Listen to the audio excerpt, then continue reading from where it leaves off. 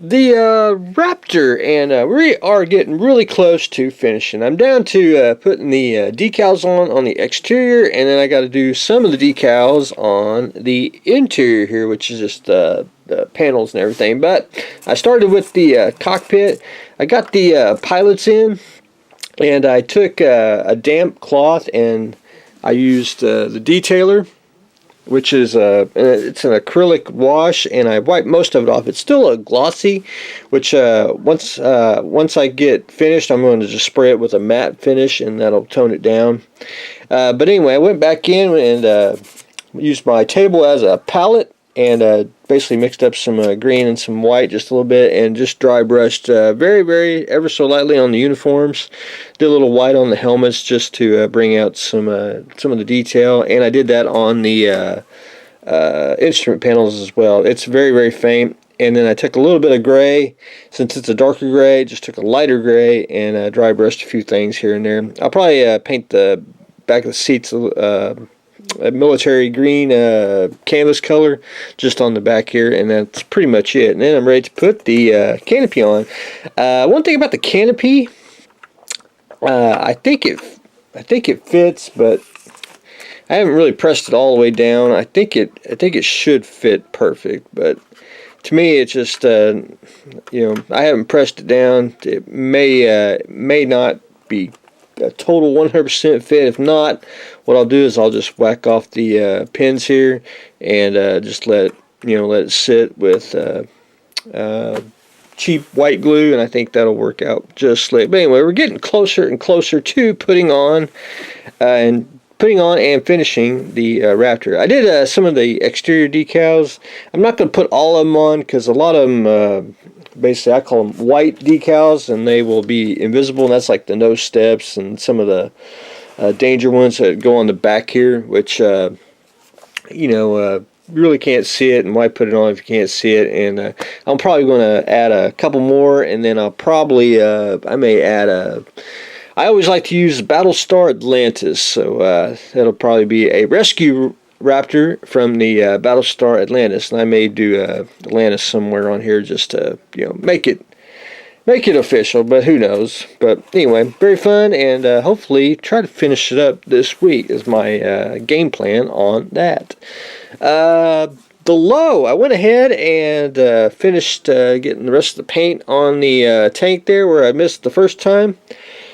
Still went back in and did a little more mud and a little more grass. I'm probably going to add just a little bit more, but I need to get it. I need to get the camo on and start weathering it, and then I'll decide if I want to put any more mud on it. I'm not going to go too muddy, but I do want it to look like it's a little more worn. And plus, we had to hide the ill-fitting track, which again, I've said it. Beautiful box art.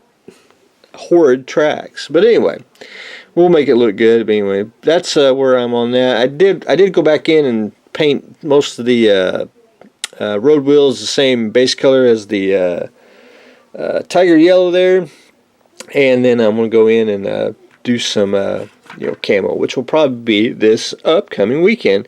The Zwilling, I went ahead again with tiger yellow, and we're gonna do just a little camo, and then we're going to do a gray gun for the top. But anyway, I did get the main body painted all the way around, so we are good to go on that. Again, I have to say the turret does move, but the elevation doesn't. That's the only thing drawback with the kit. I mean, it just does not. You'd have if I don't know if you can actually see it, there's actually a gear right there, and if you could actually, I don't know, it'd take a while to figure out, but you could actually have to brass rod it all the way through it, and you could probably make it pivot. But anyway, we're going to make it like that, because I think that looks pretty safe. It looks boring when it's straight ahead. I think a little elevation just gives it a little more character, and it'll look cool once it gets some more paint on it. But anyway, that is where I stand on the Zwilling. Hex marks the spot. I'm at the point now where I'm just kind kind of picking at the wood. I got to paint the knife, which I want to do.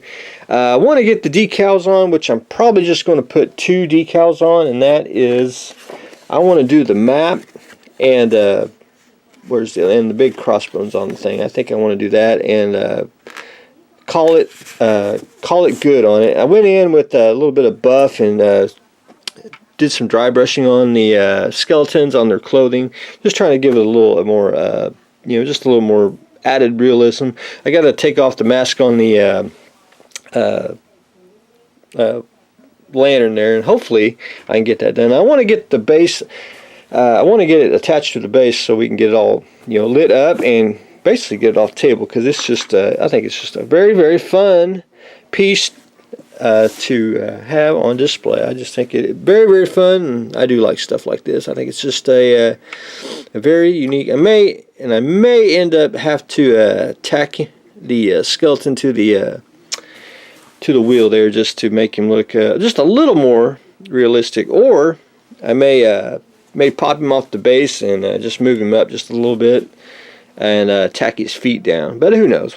We'll figure that out once we get there. But anyway, that's a quick update. Hopefully I can get a little more done the next day or two. But Hex Marsh's spot is coming along. We got the boring base coats, which are German dark yellow for the tanks, and just on the final stages of the rescue raptors. So that's what I got going on today. So stay tuned for the next exciting episode.